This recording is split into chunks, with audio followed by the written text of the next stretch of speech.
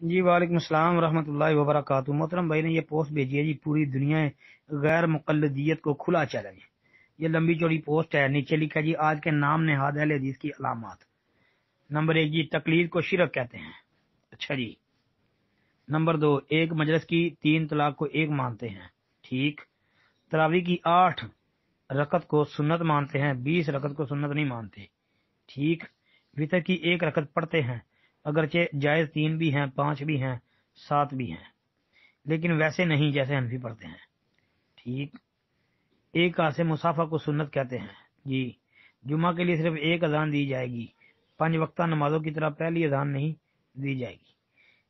عیدین اگر جمعہ کے دن پڑھ جائے تو اس دن جمعہ پڑھنا ضروری نہیں۔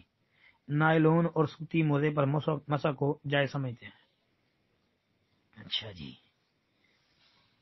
اللہ، یہ جی 8 باتیں لکھی ہیں۔ محترم بھائی، پہلی بات جو لکھی ہے تقلید کو شرک کہتے ہیں۔ آپ اس موضوع پر ہمارے شیخ محترم محدث الاثر حافظ زبیر علی ظہیر رحمۃ اللہ علیہ کی کتاب تقلید کی حقیقت جو ہے نا، تقلید کے حوالے سے بہترین کتاب ہے ان کی، اگر آپ کو وہ مل جائے تو اس کا مطالعہ کر لیں، یا جو کتابوں والا کوئی گروپ ہے اس میں سے PDF میں منگوا لیں، بڑی بہترین کتاب ہے۔ انشاءاللہ اس کتاب کو پڑھنے سے آپ کو پتہ چل جائے گا کہ تقلید اصل ہے کیا۔ جی۔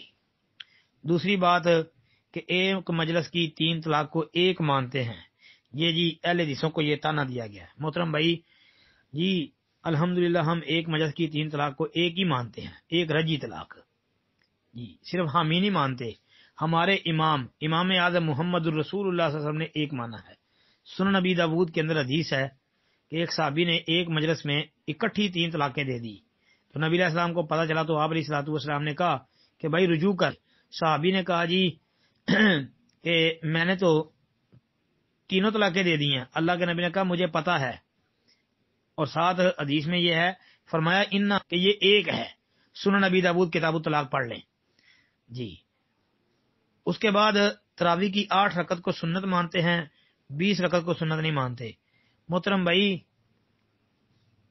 اب میں کیا کہوں کہ 8 رکعت کو سنت اہل حدیث مانتے ہیں، الحمدللہ اہل حدیث تو مانتے ہیں، بہت زیادہ حنفی علماء جو ہیں وہ بھی 8 رکعت کو سنت مانتے ہیں، اور نبی علیہ الصلوۃ والسلام نے 8 با جماعت پڑھ کے تو بتا دیا، اور ام المومنین عائشہ کی حدیث صحیح مسلم میں ہے کہ رمضان اور غیر رمضان میں رکھتے 8 تراویحاں یعنی اور 3 وتر والی یہ نماز ہوتی تھی، اور حنفیوں نے بھی اس کو تسلیم کیا ہے۔ باقی رہ گئی بات 20 رکعت والے، 20 رکعت تراویح کے متعلق دنیا کے اندر کوئی بھی صحیح حدیث موجود نہیں ہے۔ آگے وتر کی 1 رکعت پڑھتے ہیں، اگرچہ جائز 3 بھی ہیں، 5 بھی ہیں، 7 بھی ہیں، لیکن ویسے نہیں جیسے حنفی پڑھتے ہیں۔ جی حنفی پڑھتے ہیں نا کہ وتر کی جو 3 وتر پڑھتے ہیں وہ کس طرح پڑھتے ہیں کہ 2 پڑھ کے تشہد بیٹھتے ہیں، پھر بغیر سلام پھیرے تیسری کے لیے کھڑے ہو جاتے ہیں۔ ٹھیک ہے، وہ اس طرح پڑھتے ہیں، یعنی مغرب کی طرح پڑھتے ہیں۔ اور نبی علیہ الصلوۃ والسلام کی حدیث ہے دار قطنی وغیرہ کے اندر کہ آپ نے مغرب کی مشابت وطروں کے اندر کرنے سے منع فرمایا ہے، کہا کہ وطروں میں مغرب کی نماز کی مشابت نہ کرو، یعنی درمیان میں تشہد نہ بیٹھو۔ جی، صحیح حدیث سے یہ مسئلہ ثابت ہے۔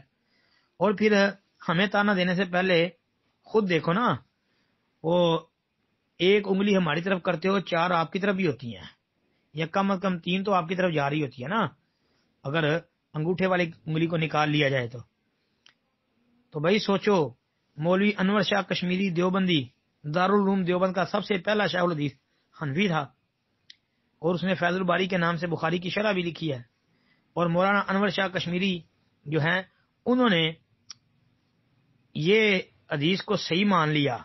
کون سی؟ کہ 3 وتر اس طرح پڑھنا کہ 2 رکعتیں پڑھ کے سلام پھیر دو، 1 رکعت اکیلا، 1 رکعت اکیلا یعنی وتر اکیلا پڑھو۔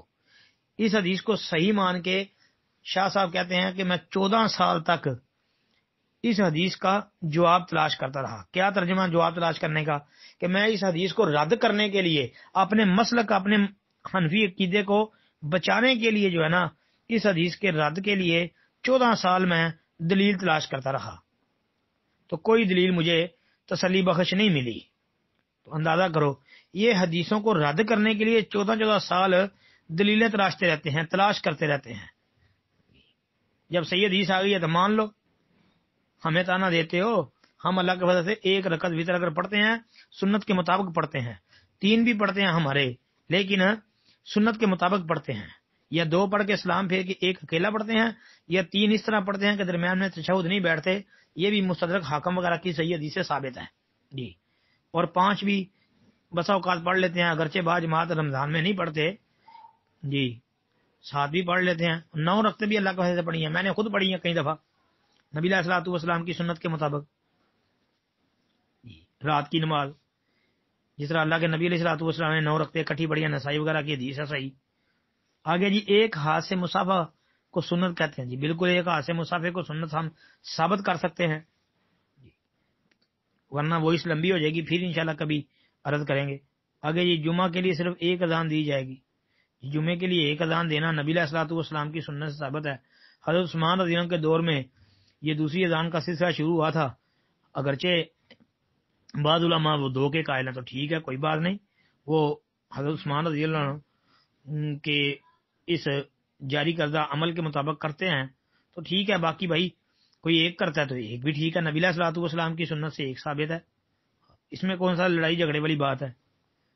آگے جی، 5 وقتہ نمازوں کی طرح پہلی اذان نہیں دی جائے گی۔ آگے جی، عیدین اور عیدین اگر جمعہ کے دن پڑھ جائے تو اس دن جمعہ پڑھنا ضروری نہیں ہے۔ چلیں، اس میں بھائی کون سا کوئی لڑائی والی بات ہے، یہ تو اجتہادی مسئلہ ہے نا۔ مسئلہ کسی کو یہ سمجھ آتا ہے کہ بھائی جمعہ نہیں پڑھنا چاہیے، ہاں کچھ لوگ ہیں وہ کہتے ہیں جمعہ نہ پڑھو جب عید اور جمعہ اکٹھے ہو جائیں، کچھ کہتے ہیں کہ جمعہ نہیں پڑھنا تو کم از کم ظہر کی نماز پوری پڑھ لو، ظہر نہیں چھوڑ سکتے، کچھ کہتے ہیں کہ رخصت ہے۔ تو بھائی یہ اجتہاد ہے نا، جیسے جیسے کسی کو سمجھ آئی ہے ویسے اس نے کر لیا، اس میں لڑائی جھگڑے کی کون سی بات ہے۔ آگے جی، نائلون اور سوتی موزے پر مسح کو جائز سمجھتے ہیں جی، الحمدللہ ہم کیا اس کا نام ہے موزوں پر جرابوں پر مسح کو جائز سمجھتے ہیں، سنت سمجھتے ہیں جی، اور اس کے دلائل بھی ہمارے پاس اللہ کے فضل سے موجود ہے۔ تو ہمیں تنقید کرتے ہیں ہمارے اوپر، ہمیں تانا دینے سے پہلے اپنے بڑے علماء کی کتابیں پہلے پڑھ لے جی، اگر وہ اس لمبی ہونے کا خطرہ نہ ہوتا تو ایک ایک بات کے اوپر کتنی کتنی دلیلیں میں دے سکتا تھا، لیکن بہرحال انشاءاللہ بات امید ہے سمجھ آ گئی ہوگی۔ السلام علیکم ورحمۃ اللہ۔